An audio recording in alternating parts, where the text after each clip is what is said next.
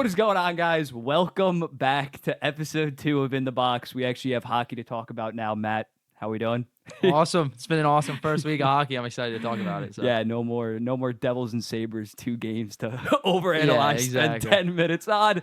But yeah, we actually have hockey to talk about now. We're going to go through a bunch of stuff. If you're watching on YouTube, you can already see the timestamps and all that. But I wanted to start with Utah Hockey Club just because they were kind of like the talk of the town this week. Debuted, beat the shit out of the Chicago Blackhawks, kind of as expected. My New York Islanders, that was a pretty rough loss for me. Awesome win for them. And then your New York Rangers in an absolute shootout with the Utah Hockey Club. So what's your initial opinion on this team? Their offense has got some fire. I mean, they have some serious firepower, and they're young, so it's pretty scary for the rest of the league. But I mean, just watching it against the Rangers, it was like they'd go down the ice, they'd control the puck, and they'd let one rip, and it was just like, I don't know. There's so many playmakers over there, and they're all doing really well so far. I mean, so yeah, I don't know. It's scary for the rest of the league, and it's like all this excitement, this buzzing about the new team, and it's like they're starting off 3-0. That's pretty impressive. They have all the momentum in the world. And talking about those big guys, Guenther 5 goals, Keller 3 goals, 3 assists, Cooley 5 assists, Barrett Hayden is coming out of nowhere having a breakout with Schmaltz and Keller, and then Sergachev is looking like old Sergachev. He still has 3 assists for 3 points thus far. His underlying numbers are very good. The defense is maybe a little bit scary. Yeah, that's a problem. Connor Ingram has an 874 right now, so I'm not ready to go. Like some people are saying, like they're a playoff lock at this point. I think that's way a little bit of an overreaction, too early, especially considering they beat Chicago, they beat my Islanders, who were like known for third period blown losses. Yeah. Like it's kind of expected headed into that third period. I'm definitely more bullish on them. Did you have them in the playoffs before the season? No, I didn't. I don't know. I mean, I could see them going to the playoffs, but I would still say no at this point. I think Ingram is ultimately gonna. I don't know. Aren't you kind of a fan of Connor Ingram? He was really good last year. I mean, he definitely needs to be better than an 874. It's early though, right? And we haven't even seen Vejmelka yet. Their underlying numbers right now, they have 57% expected goals percentage in all situations. 5-on-5, that goes down to 48%. So the special teams are really helping them out in a big way right now. It's really going to come down to, obviously Guenther and Cooley aren't going to be able to like sustain this current rate. But like if you told me that Gunther's going to have 35 and 35 and Cooley's going to have 65 to 70 points, they're probably a playoff team, because even in their bottom 6, they still have guys like Michelli, Krause. Exactly. Like their forward core is not was their strength heading into the season. So like I'm more concerned about the goaltending. I'm more concerned about the defense at this point. Like until we really have a track record of that, instead of like their top 6 just absolutely popping off, and we see them do it against more Western Conference like top end tiers. Not that the Rangers are a really good team. The Islanders are pretty decent as well. But yeah, I'd put them at like 45% chance to make the playoffs. Yeah, I mean it's early, and it's like even against the Rangers, I mean they allowed 5 goals, and it was like a decent amount of defensive breakdowns. I mean, one of the goals was like, I don't know if you saw, it was Keandre Miller literally shot it. From and Connor Ingram's out of the net and like takes a weird bounce. But the rest of them, there are a couple defensive breakdowns, but it's like, if their offensive star power can even sustain some of this, they're going to be kind of scary. And even the Islanders, like, the Islanders kind of choked that away. That's classic. Like Soplakov has like that massive goal to take the lead. 15 seconds later, they of course blow it, and Islanders fashion. It was ugly. Like I'm not giving them points for coming back on the New York Islanders. That's kind of expected if you go into that third period leading. But with Utah, we're gonna move it on to the winners and losers of the week. This is gonna be a weekly segment, or every single episode. We only do 1 episode a week, but we're gonna go through the winners and the losers of the week from a team perspective as well as players. So up first, who's your biggest? We'll exclude Utah in this. Yeah. It's like we just talked about so goddamn long. But who is your winning team, or like who won the week in your opinion? I'd say Calgary.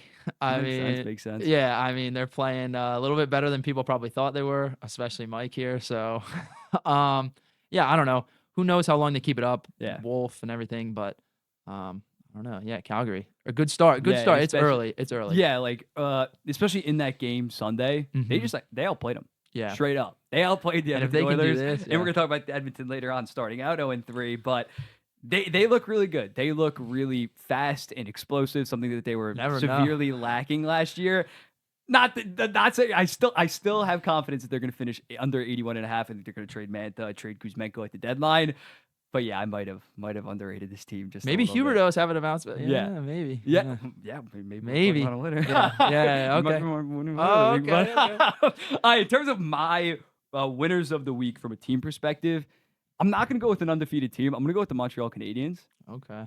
They went what 2-1, which Yeah. is still very good. But for me, it's more so The players Lane that are- Hudson yeah. looking so goddamn. Like, I made a full video breakdown on it. Go watch it on TikTok. Go watch it on Twitter or something like that. But he has looked so good. He's lived up to the billing, and he looked very good in the 2 NHL games that he played. But he's playing in a bigger role. I think he should be on that first power play like in no time. So that, as well as Montembeault looking amazing, that's looking crazy. like a legit guy, and he has been an above average goalie the last 2 to 3 years. If he puts it together and takes that next step, he could be the goalie of the future. I still really like Jacob Fowler, but he's like 19, 20 years old. So to have the goaltending, you have Slavkovsky has 3 points in 3 games. Caulfield has like 4 goals or like 3 goals in 3 games.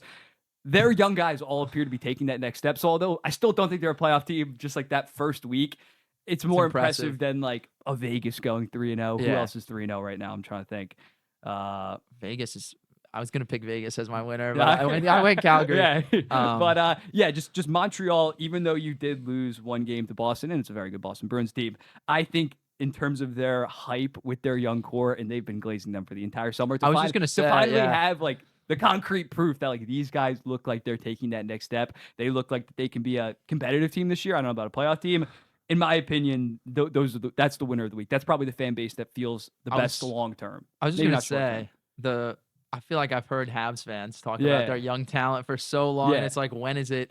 Dude, for a month before the season, they were breaking down like every single Ivan Demidov KHL game. Like, they want that goddamn coach like fired. They like send death threats. How's he playing 8 minutes a night? He should be top power play, top everything. Like, they are psychotics. Now the fact that they actually have something to watch is now they're insufferable, and I honestly don't blame them. If I had a defenseman that could move the way that Lane Hudson moved. I love I like Noah Dobson. He was actually pretty shit this week. They like cost the Islanders against the Utah Hockey Club, but Lane Hudson could be a special talent, and as a result, I got the Canadians as my biggest winner. For players, who's your biggest winner in terms of a player? I'm going maybe kind of an obvious pick, but I'm going Paul Cotter.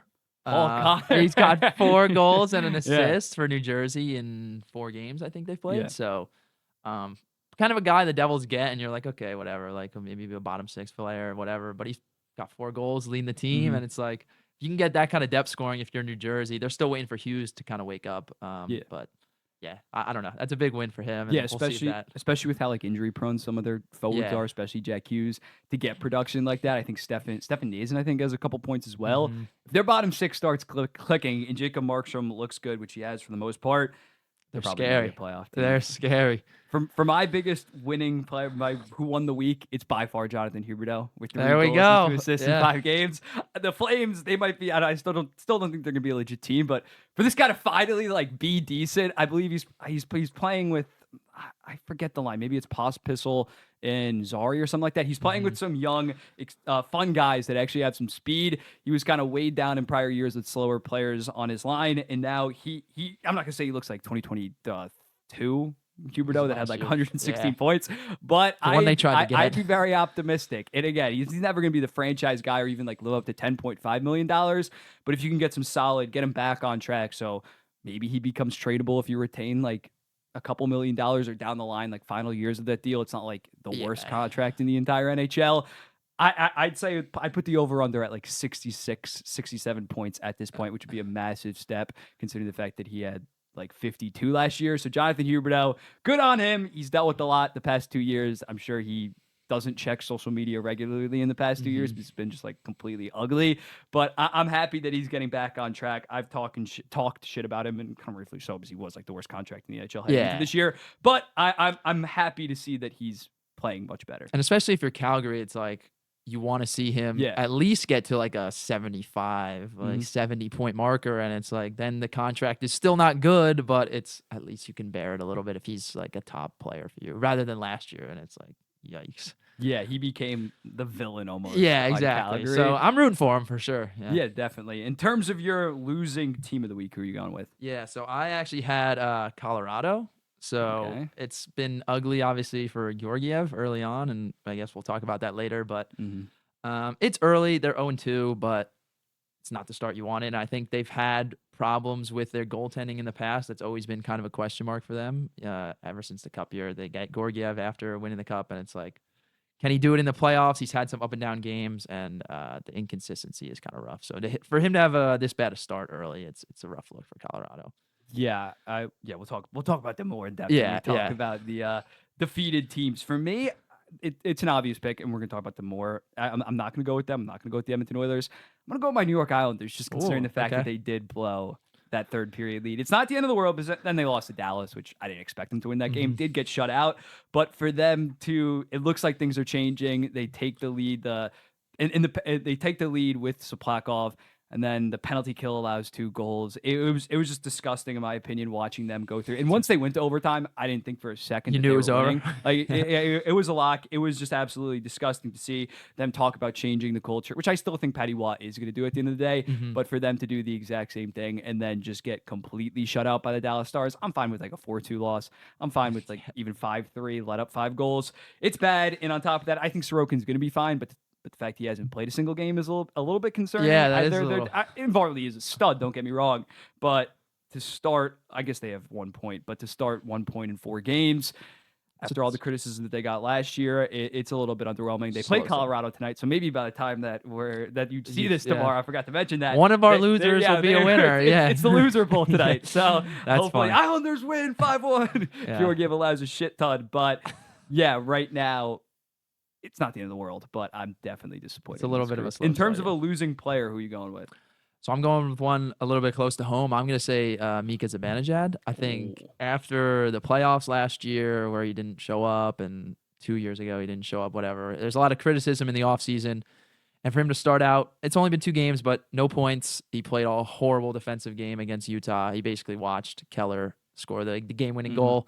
The criticism is crazy right now. I hope he can bounce back, but obviously they signed him to a pretty big deal a couple years ago, and for him to be their first-line center and to not produce it the way they want him to produce, especially in the playoffs, I think it's a tough start for him. So, yeah, that makes sense. The power play merchant, as he's been called in prior years. That's what they call him. For him to not step up in a big way right out of the gates, it is definitely unfortunate in terms of that. For my biggest loser of the week, I'm going to stick with the Islanders. I'm going to go Dobson. Oh my God. He was brutal, and he's not only again, I still really like Noah Dobson, but the problem with this is, especially, he's in a contract year. So for him to have this start, bad for him. Yeah, he's losing money rapidly. 8 by 8, 7.5 after the Dallas game, 8 by 7. Like, just keeps going down. $500,000. He is losing money rapidly, and I know he's going to turn it around. I know he's going to start producing, but some of the defensive lapses, the brain farts that he's made in prior years, it's all rearing its ugly head right now. Hope that he turns it around, but right now, it's really not that. And again, by the time this video airs, he has. We might have to we're gonna hop on. Zibanejad could have a hat trick tonight. And then so something happened to cut out with the recording and shit like that.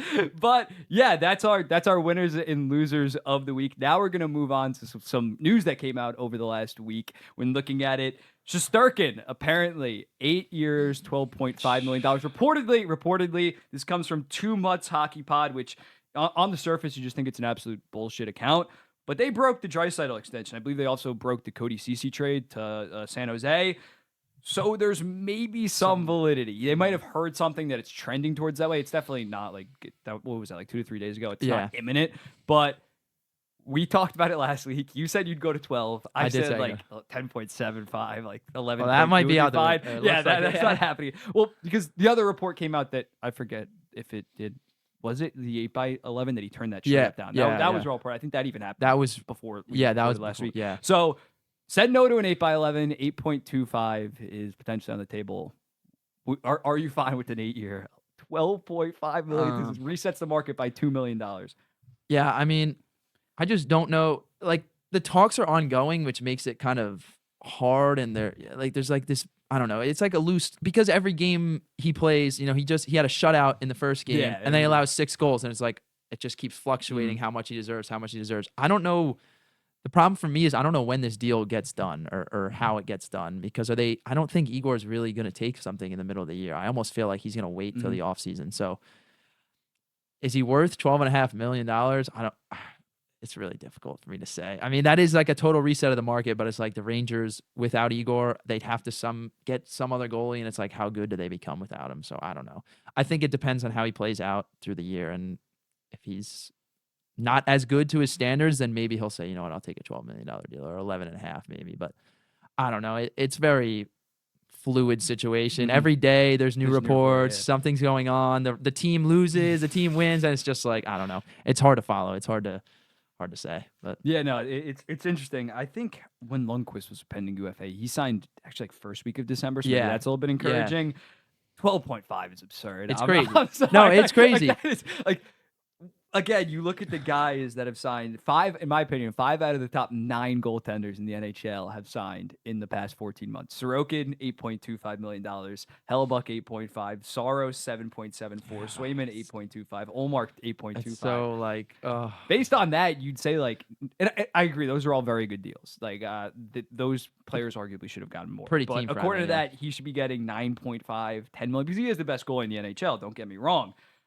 12.5, $4 million more is maybe he's frustrated with the jury, or yeah. Apparently he wants to be the highest paid player on the Rangers, which sucks because Panarin's there. I guess, but yeah, if you want to be the highest paid player, I don't know. It's weird because Panarin obviously was he actually hit the open market. If you want to hit the open market, only get 7 years instead of 8 years.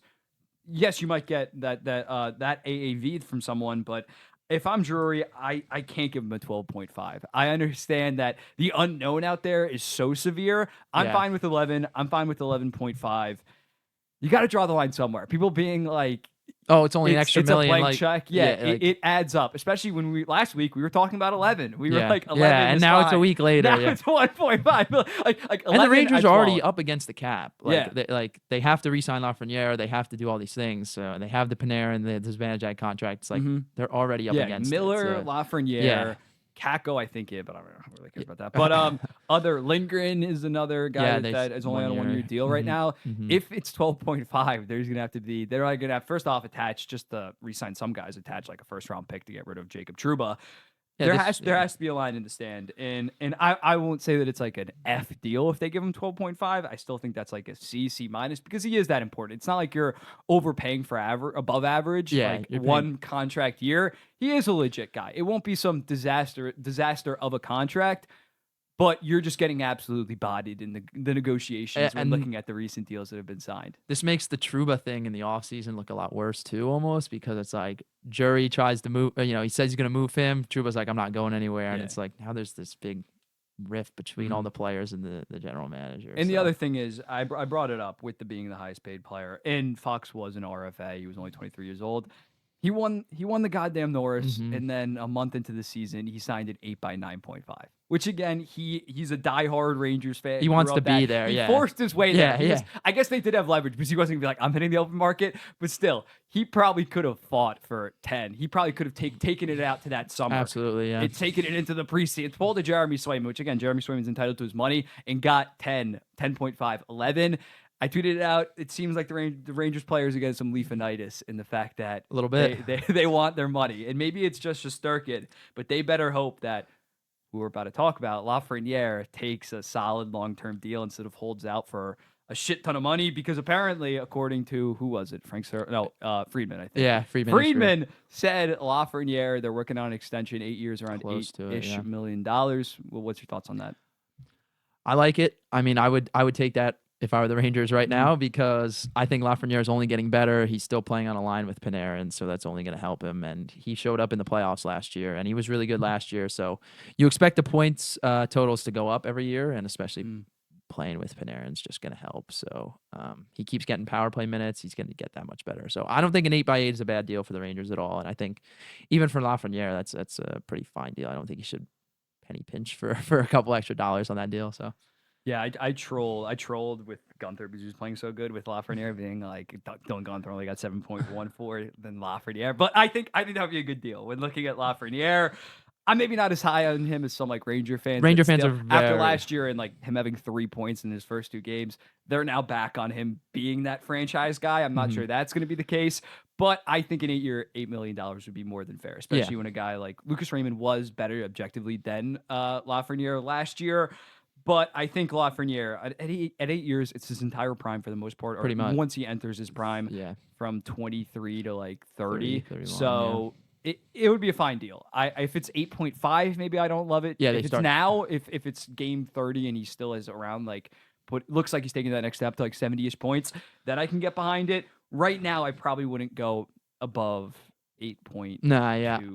I kind of agree. I think the Rangers should kind of stand tall at 8, especially with the Shesterkin negotiations. It's like you don't want to give another player some more leverage. And it'd be important to lock them up now, though. That'd be nice for them, just so they get out of the way. And it's always this little debacle. It's like you want them to play well, but if they are playing super well and they need a new contract, they're going to ask for more money. So it's better just get out of the way now, and then you want them to play really well. Yeah, we've seen it. We've seen it plenty of times. Guys like Tim Stützle, they like before he even broke out, or like middle of the season when he was breaking out. Jack Hughes, same thing. 8x8. Not saying he's going to be the same level guy, because he's obviously older than those guys when they got it fresh off their ELC, or like during their ELC. But yeah, I think you've seen the trend of just handing out these longer term deals, and there is some risk. Sometimes maybe it doesn't pan out. But most of the time, I think we can agree worst case scenario, Lafreniere is going to be what he was last year, which is around like 30 and 30 with not like second power play time. Even that 8 years, 5 years from now is fine. Like, it's not like the worst. You're not cursing it out. Like you're not locking him up at this absolutely ridiculous point. So that's Shesterkin, doom. Lafreniere, boom. Yeah. If they get it done at that number. But, yes, that's our Rangers talk. We also got 2 other deals that happened last week, like the morning that we dropped the first podcast. Yeah. We'll start with Ullmark. We'll probably be a little more positive with this one. 4 years, $8.25 million. Doesn't kick in until next season. He has a 9.14 right now. Played really good against Florida Panthers. So against Montreal Canadiens. What's your thoughts on that? I think that's a pretty good deal for the Senators. I mean, I think Ullmark's proven that he can be that guy. And the Senators, I know you're kind of high on them. So if they can, that decor tightens up. I mean, it looks like a pretty good deal. I like that. As soon as I saw it, my first reaction was that's a good deal for the Senators. Mm-hmm. So I don't think Ullmark is going to, drop an 8.95 or something. Like he's going to be a good goalie. So I like the deal. And it's only 4 years. You're not committing to him super, super long term because he's a little bit older. But yeah, he's been about as consistent as it gets the last 5 years. He's at 9.15 every single year. And yes, 3 of those were on Boston, but 2 of those were on the Buffalo Sabres. I think it's a really good deal. I don't think it's some steal from like the Ottawa team perspective. I really like it in terms of like market value. It's perfectly fine. Yeah, when looking at it, I said a 6-year deal at $8 million. I expect him to kind of play out the year. I like the 4 by 8.25 more just because you don't get like the age 36, 37 season. Yeah, it's better for them. You could have got him a little bit lower of a cap hit. Yeah, especially for the Senators that like. Not saying Ullmark is not the goalie of the future, but like you want to be competitive for a couple of years, but he's not going to be around in 6, 7 when you're years really building. When guys like Sanderson and Stützle are like truly in their prime, so it's good for them not to give him this monstrosity of like an 8-year deal. I would rather like 8 years, $7 million, where towards the end it could be a disaster. And yeah, he's looked pretty good thus far. I expect him to be solid. I think he's actually hurt. He had like a minor injury. He's not starting today. Actually, like right now they're playing. But yeah, I think he's going to be. He just needs to be like a top 7 to 10 goaltender, and they're going to be elated with that contract. And I think he will be. I think he definitely will be. The other deal, maybe not as positive, is Joey Daccord. 5 years, $5 million. Did have a 9.16 last year, but before that played like. I literally was just going to say, as soon as he signed, I looked at his stats to make sure he played like 50 games last year. Yeah. And then before that, it was like single digits, and it's like, it was like he'd get like 5 games a season. Yeah, and I'm like, holy cow! So a 5, that's crazy. I don't know. I guess they think he's really going to be the guy, and this will be a steal, but it's a little bit risky from the Seattle perspective. I don't get it. It's a weird. If he played good, let's say he had a 9.10 this year, is he getting like that much more? Yeah, I don't know. This season, and considering the fact that he's 28 right now, he's 27 last year. It's weird. Not like he was 24, 25, and he had a good. Was dominant in the AHL. Came up last year, finally really hit. Doesn't have any track record. He was never really highly regarded as a prospect. I'm rooting for him. Don't get me wrong. I like the Seattle Kraken a lot.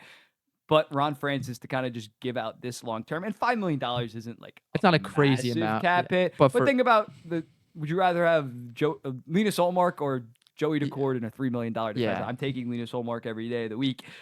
It's interesting, and I think the one thing that I think is very interesting about this deal is Grubauer has to be gone after this offseason. Yeah. Now, there's no way you're going to roll into next season. Which this season they should be somewhat competitive. Next season, if they miss the playoffs this year. Ron Francis is going to be on the hot seat, rightfully so. Mm-hmm. Although he did make the playoffs in his second season, outside of that, shit season first year, you give him a break. Last year was kind of a bit of a disaster. So them they're not going to be rolling into next season, assuming Grubauer stinks again, with a $10.9 million goalie tandem, and neither of those guys are top 15 in the NHL. They are. Yeah. It's just an interesting contract. Like when that comes out, it's just not exactly what you expect at all, and it's just it was kind of out of nowhere for me at least. I didn't really see anything on it before, so it's like I literally had to double check his stats and be like, wow. Like I would have said 3 years, $4 million. Yeah, Like he gets some term, he gets a decent AAV, I was, yeah. but the Kraken get a potential like solid Hopefully, starter yeah. for a short amount of time from age 29 to 32 and at a reasonable cap hit of $4 million. 5x5. Now it's like if he's bad this year, it's like you're looking at someone going into their 30s and he's got 4 more years left. Yeah, it'd be unmovable for the most part. It's shocking what Ron Francis is cooking. It was up interesting. There We'll see what he cooks up. We'll see what he's got. We'll see. Maybe he puts up Vezina numbers. Imagine it looks like the best deal. Best like deal in hockey. We're talking by Christmas being like, oh my god, like what did he know? Yeah, I'd rather have him than Shesterkin at this point. But one thing that we're also going to talk about is the Calder Race. Getting back to more so of the games. It's going to be insane. Like, I thought it was going to be insane coming into the season. There was 5 clear-cut favorites, in my opinion. They were all close, and they kind of lived up to the billing. Maybe not my actual pick for Gauthier at this point. But when looking at it, yeah, Hudson, 4 assists in 3 games. Stankoven, 4 assists in 3 games, playing on like the top line right now for the Dallas Stars. That's crazy. Celebrini, goal and assist. Now he's hurt, unfortunately, but it's only going to be for 4 or 5 games. Gauthier, no points right now, but he's playing on that top line with Carlson and Terry. Matvei Michkov, 1 point in 2 games, 18 minutes a night. And then Dustin Wolf has only appeared in 1 out of their 3 games, but stopped 37 out of 40 shots. So what's your thoughts? What's your thoughts early on? Who is your preseason pick? Because we didn't really do predictions. I probably would have just picked Macklin, to be honest. I would have just taken I don't know. You should have sounded smart. You should just lie to be like, I was on Lane Hudson. Yeah. So I would have, and I mean, he shows up in that first game with a goal and an assist, and it's like, all the Sharks fans are like, holy cow, this is it right here. Yeah. And then he gets, what did he do? Something with his, was it his groin? I don't know. But he's, they put him on IR or whatever, so he's out for a little bit. But yeah, it's crazy how much young talent there is in this Calder race. But I kind of like Dustin Wolf. I mean, I hope we get a goalie talk in Calder race, and I hope that if he's good, Calgary maybe can be good and hit their point total over. So, that's my biggest fear right now. If he's 9-10 the entire season, they're gonna cruise that point total. I'm hoping on some like rookie slump, not rookie slump, like rookie adjustments to the NHL. Yeah. But he still played like 18 games last year. He's definitely the dark horse right now. I'd say he probably has the furthest shot just because he only played 2 out of the first 3 games. It's also goalie. I don't know. Goalies feel kind of weird in the Calder race to me. I feel like they're not talked about usually. Yeah, usually you got to be on like a really good team. Yeah. Like Kochetkov got some votes last year because he was on Carolina. He was good in his own right, but he had like a 9-12. Yeah. And even he was still distant away. Mm-hmm. I think if you had to pick right now, if you had to pick right now, I had to pick stick with Gauthier. I'm sticking with Gauthier. Okay, all right. But I think I might go with Lane Hudson second. Feeding into the league. So I'm not sure. His defensive numbers are actually okay right now. He's actually like has the best expected goals against per 60 on the team. He might have some defensive struggles, but I think growing voters don't really give a shit about that much, especially as rookies. Like Connor Bedard was pretty god awful defensively, and also he was on Chicago. But I think that Lane Hudson just excites me so much. Because he still has room for improvement in terms of like his role, considering the fact that he could easily end up on that top power play. If you throw him on that top power play, I'd set his points over under at like 50 points, which might sound crazy, but again, 4 points early on, in the way that this guy is able to patrol the blue line, it is just so elusive. It's special. It is genuinely special. Stankoven, if he stays on that top line. I was going to say, because he is on that top line, it's like Dallas is going to be firepower offense, so he stays on the top line, gets those type of minutes, he could put up some serious point numbers. So yeah, even if he's not on the top power play, I think he's on the second power play. That's just like unfair. Yeah, walking in with Jason Robertson and Rupe Hintz that is on the same line, that is the dream for a potential Calder. Like the main reason why I picked Gauthier was because he was in line to play with Carlson and Terry, and he still is, and I think that he's definitely going to turn it up soon. But you definitely, if you're a Dallas Stars fan, you're feeling good. Maybe they might end up throwing Wyatt Johnston up there. It's interesting. Can Will Smith maybe start running or start playing good with Celebrini out? We're going to see. I think Rucker McGrody at this point probably not going to happen. Zaplakov, I think he's going to be very good on that second line in terms of an actual Calder. I think the Calder forward, if it's going to be a forward, needs like 65 points. Yeah, it's going to be crazy. It is crazy, and Lane Hudson will need like 45 to 50.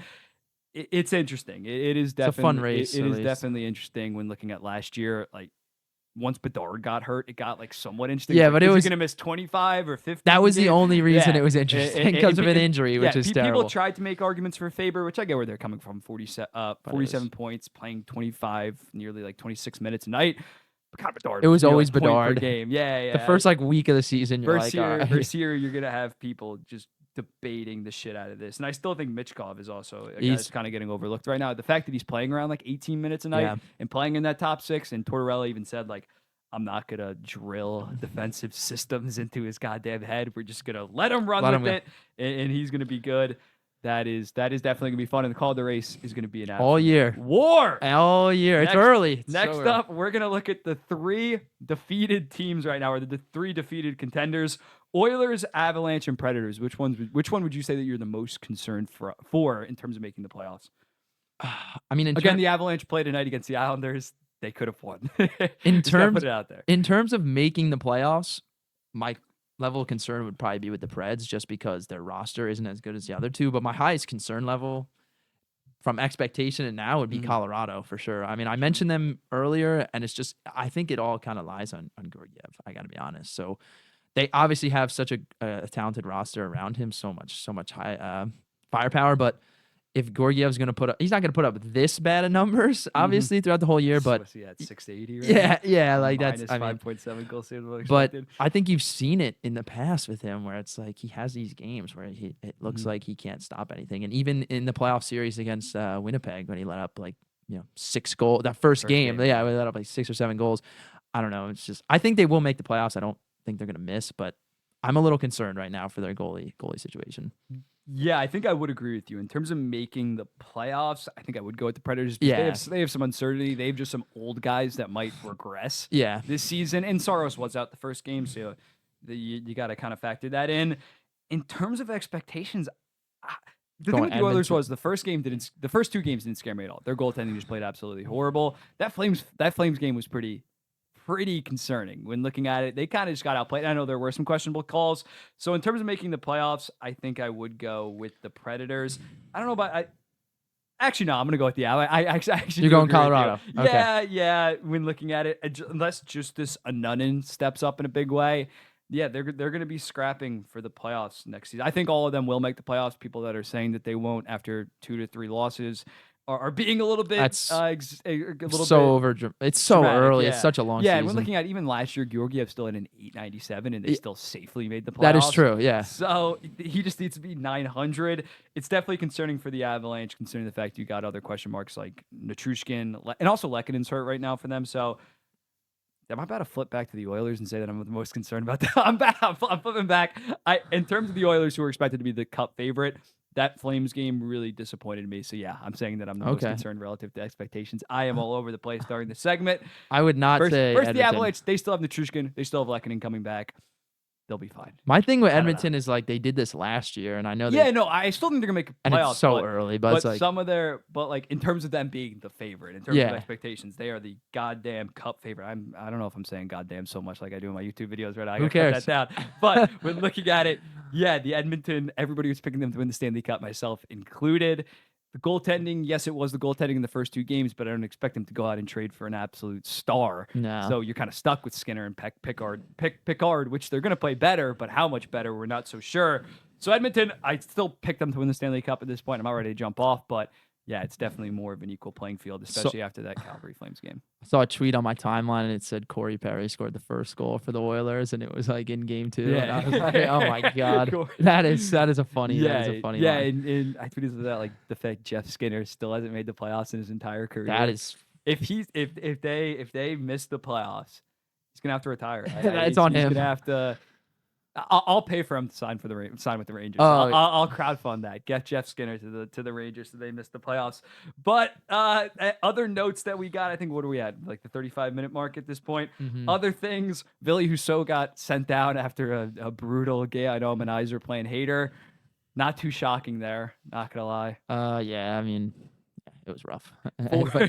4 goals allowed on 14 shots. Granted, Cam Talbot, the next game, he was a little bit shaky in that first game against, was it Pittsburgh? Cam Talbot shut it down.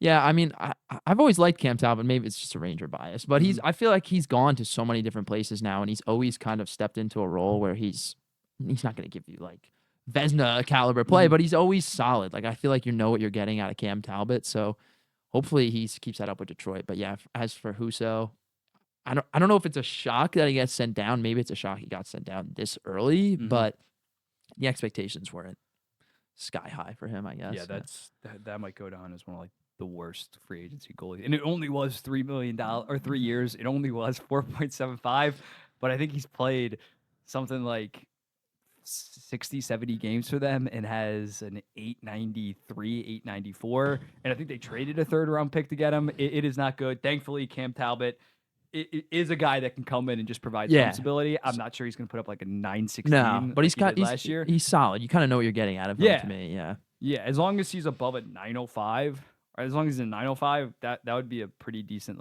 upgrade overall for the Detroit Red Wings. He's probably going to have to be the MVP of that team, although they have more like better players than him. In terms of stabilizing the net. He could make or break their season. Because we saw it in the first game, 6-0, not even close, or was it 6-0? I don't know. They let in 6 goals. Then the following game, they shut out Nashville, who's supposed to be a damn good team. Cam Talbot, sneaky heart pick. No, that would be something for this season. But going to our final segment, we spoke about Dylan Guenther earlier. Last week we did a Jeremy Swayman and Corpusalo. Would you rather? You're not supposed to look at the options. Oh, sorry. I thought you wanted me to look at them. I only saw the top one anyway. We are doing a Dylan Guenther would you rather. From here until like it's all said and done in their careers in these players, considering the fact that Dylan Guenther he's only making what, like the $900K this year, and he has 8-year deal at $7.14 million. So he's locked up. We're gonna do a would you rather with other guys around his age. We're starting it off with Alexis Lafreniere. I'm gonna go Alexis Lafreniere right now. Maybe that's a little Ranger bias, but we don't know the contract yet, obviously, as of this pod. So hopefully it's an 8x8. And if it is an 8x8, I think I would take Lafreniere. I think he could be, again, you said it, like worst case scenario would be like 30-30 going forward. So hopefully he gets to that point per game marker. And I think I'm going to take Lafreniere. The goal scoring ability, I think, is just pretty, he's got a high ceiling there. Dylan Guenther has a decent high score. I'm going with Dylan Guenther, considering the fact that last year, Guenther it was only 45 games. He had 17 goals, 18 assists, 35 points. He was around 33 and 33 pace last year.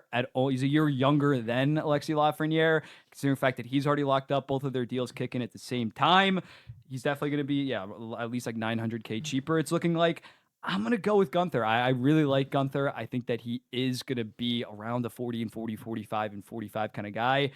I really like Guenther, and that's not me overreacting to just 3 games. If you've followed the page since 2021, you've been draft, a Guenther guy. I've been a Guenther guy throughout, and I think that he's going to have a really, really special career, especially playing with a guy like with someone like Logan Cooley. And I understand that Guenther played more on the power play last year than Lafreniere, but he also played with like Jack McBain and Cooley versus Panarin and Trocheck. Yeah. And I do think I think it's up for debate. I think it's a close. It's not like a total one. But who would I be if I didn't take the Ranger? You gotta be a little biased. It's all biased. Next up, Lucas Raymond, who's on an 8-year, $8.07 million contract. Oh man, this one's tough as well. I think I'd go Guenther a little bit.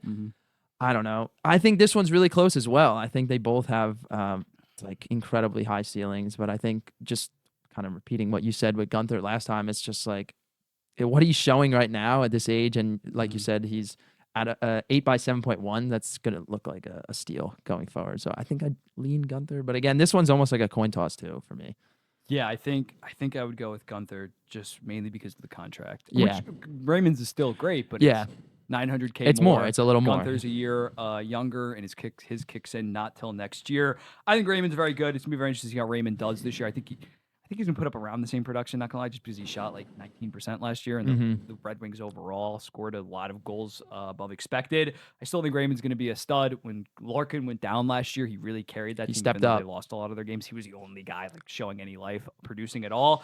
But I would still go with Dylan Guenther, who I think is going to be in talks for being like a top 5 goal scorer in 3 to 4 years. Next up, we got Matt Boldy. He has 6 years left at $7 million. Yeah, I'm going Guenther again though. Same thing. I think Boldy's a good player, but I think Guenther just has a little bit higher of a ceiling. And I think if he's gonna be on that power play scoring goals like that, I think I'm leading Guenther. I'm flipping. He's going going Matthew against his. Boldy. Okay. I have a Matthew Boldy Glazer. I've said this before. For me, it's the defensive impact. I Yeah. think that Guenther could have a little bit of a higher offensive ceiling. Yeah. Even though Boldy's been like 30 and 40 the No, last Boldy, 2 or yeah. 3 years, and he's off to a great start this year. Matthew Boldy is amazing defensively, and yes, he is 2 years older than Guenther, so you can maybe make that argument for Guenther there. I just think Matthew Boldy's genuinely going to be one of the most complete two-way wingers, and especially on that top power play with Kaprizov this year. If they play on the same line, I think he's going to absolutely pop. I'd probably set his points over under at like 86 this season. He's a monster. I think that he gets overlooked because he's in Minnesota, and he has another winger, another left wing that is even better. Yeah, that is true. Superstar. That is true. Meanwhile, him and Joel Eriksson have really been doing very well on a line together, and I think that he is underrated. So I'm going with Matthew Boldy. What about Quinton Byfield? He just started a 5-year deal at $6.25 million. Yeah, he's interesting because last year was like pretty impressive. But outside of that, not a lot of track record. I'm gonna go Guenther again. I think yeah, maybe. Well, except when he plays Laf. But I think I will go Guenther again. I just think this time I've been talking about the ceiling. I think the floor is actually there with Guenther over Byfield because you can look at Byfield and if he takes kind of I don't expect it to happen, but if he takes kind of a semi-step back this year, I wouldn't be like super surprised. Whereas if Guenther were to take like kind of a step back, you'd be like, wow, what happened there? I think the floor is safer with Guenther. And yeah, that's fair. Byfield did get thrown on a line with like Kopitar and Kempe. Yeah. Like, he was in a much better situation last year. I'm gonna go with Byfield though. Wow. I think the raw tools with Byfield, that's the build, always the skating ability, the IQ. He has a potential. Not saying that Guenther doesn't have potential to be like 45 and 45. Mm-hmm. I think Quinton Byfield has legitimate superstar top 20 in the NHL level potential still. And I think last year was the first that we really saw that. He's going to have to take a big step this year if LA wants to make the playoffs, especially with Drew Doughty out. But I think we saw that. And with Byfield, it was stupid to kind of throw him to the wolves at the NHL level. Although he was dominant at the AHL, he rightfully so took a while to develop. So I think Byfield, he's really going to arrive. And the fact that he's only making $6.25 million that is nice. Is really good and is less than Dylan Guenther, although you're going to have to eventually pay him God knows more what after that 5th year. I think Byfield, is truly could be a freak show talent. I do kind of agree. 6'5", two-way monster. You look at Byfield, and you're right. He has all the tools. And you see, so I know you can't go off like the one to highlight, but I just think of the Columbus Blue Jackets goal where he was. Like that is just so rare. Guenther also has an insane shot, but he's just your typical 6 foot. Yeah, he looks like a normal player, but you look at Byfield, you're like, holy crap. But the traits with Byfield again are just off the charts. So as a result, I go with Byfield. What about Mason McTavish? Pending RFA this summer, no deal in place. Yeah, I don't. It's hard without the deal. It's very difficult to know what he. I don't want to go Guenther again, but I might go Guenther again. I don't know. I think this one's more just depends on the contract because McTavish is getting like he's the same age or same draft. Yeah, I don't know the month difference. Yeah, so if McTavish is getting $1 million less or something, you could see similar type of production. But I guess right now, I have a feeling he'll probably end up getting more than Guenther. Probably, I mean, at this point. So especially with the cap going up, I'd probably lean Guenther. Yeah, I think I would go Guenther as well. I think Mason McTavish is going to be around like a 70 to 80 point stud. Might get a little bit stunted just because of Leo Carlson's already like the number one center. Yeah. But I'm still decently high on McTavish, but. Again, if Guenther is doing what he's doing last year and already starting off so hot, I got to go with Guenther on this one. What about Matty Beniers? 7 years, $7.14 million. I'm gonna go with Matty Beniers here. Really? Yeah. Okay. Good. Not to tip my own pick. I'm buying the hype. I think he could be a legitimate superstar in the league, and I think. Yeah, I think he could put up some serious numbers moving forward. The defense is off the charts. Yeah. That's the one thing. Like he plays the more important position of center, and although the offense kind of fell off last year, he is a freak. Like he's been in the top 5 percentile analytically of defense at 20 and 21. So that's why you picked Boldy. So I mean, or you mentioned my thing is I'm still just a little bit scared about the fact that he fell off so much offensively last year. Yeah. In the offensive underlying numbers are not that impressive. I do think it could just be one of those things where it's like, you get in kind of hot and then you go and it's like, That's maybe fair. it's in your head and there's expectations. I don't know. I think Beniers is definitely being slept on right now. Yeah, I think I'm saying, like, I'm not trying to be anti-Beniers. Nah. I still think that he's going to turn into a 70 to 80 point Selke level guy. Just for me, Guenther again. I think 40 and 40 might be. This is so ludicrous to say, like 40 might be the floor based on what this guy's doing early on in his career. He is a beast. Lastly, my boy Cutter Gauthier or Dylan Guenther. I'm gonna go Guenther. I think it's just Cutter's so you don't. He's played 3 NHL. Yeah, there's total. not. You don't know anything just yet. And in 2 months, this could look like the worst thing ever because Cutter Gauthier is putting up some crazy numbers. But Guenther, you've seen it. You know what to expect. Cutter Gauthier, you hope that he gets to a specific level, but you haven't really seen anything as of right now. Yeah, I'm sticking with Guenther. It's safer. It's just safer. Yeah, and I think Gauthier is going to be very good, but yeah, considering the fact that we have no track record, it's impossible to choose him right now. I feel like just because you haven't seen anything yet, and again, in a couple months, it could look like Gauthier is insane, and then we'll look back and be like, we should have chosen. But right now, you got to take the safer option. I think we'll do one more. Wyatt Johnston, RFA this summer. The other 2021 top tier guy. Yeah, I might take Wyatt Johnston, to be honest. The playoff track record is there, and especially I don't know. He's getting production with obviously some incredible Stars players, but he's a legit goal scorer. So I think, and the playmaking's there. I think Wyatt Johnston. Yeah, I think I'd lean that way. Yeah. I don't know what the contract is, but yeah, I think I would go with Wyatt Johnston. I expect him to sign in Texas, something like relatively cheap, and. Yeah, he basically did what Guenther did last year. Like, I think he had 32 goals and 33 assists. Like, same pace as Guenther, mostly on that third line. Yeah. Which like Dallas' third line is still pretty disgusting. He was still playing with Jamie Benn or like Mark Schmidt, like shit like that. So, yeah, I think considering the fact he was so good in the playoffs, but arguably right now in the 2021 draft, those are probably like the top 2 guys. Beniers, Guenther, McTavish. Yeah. Yeah, so they're all studs. Yeah, they're all really. I don't know. I think the only one that was easy for me to decide on that list was Gauthier. That was. But there's just some disgusting guys from 2020 to 2022. Everybody named there is hopefully you expect them to be a superstar level talent. So I don't think it's an easy decision one way or another. But yeah. All right, that's episode 2. I think we went for like 45, 50 minutes growing the stamina. Yeah. Right we're gonna have 3 hour in no time. Yeah. Every week we'll just get a little bit longer. We're talking about more stuff. I mean, again, it's early. Yeah, we'll hopefully start mixing in some interviews from here and there. Great, spam. You guys gotta spam players' comments. You'll hop on in the box. But yeah, this was a good episode. Let us know in the comments. What do you think? What do you think we should tweak? Might start doing like hot take submissions or something like submission stuff to get you guys more involved in this. That'd be great, yeah. Voicemails. I don't know how I'd set that up, but yeah, thank you guys for watching. Like, comment, subscribe, do all that nice stuff on Spotify, Apple Podcasts. Whatever you're listening on. And we'll be seeing the next one. Peace.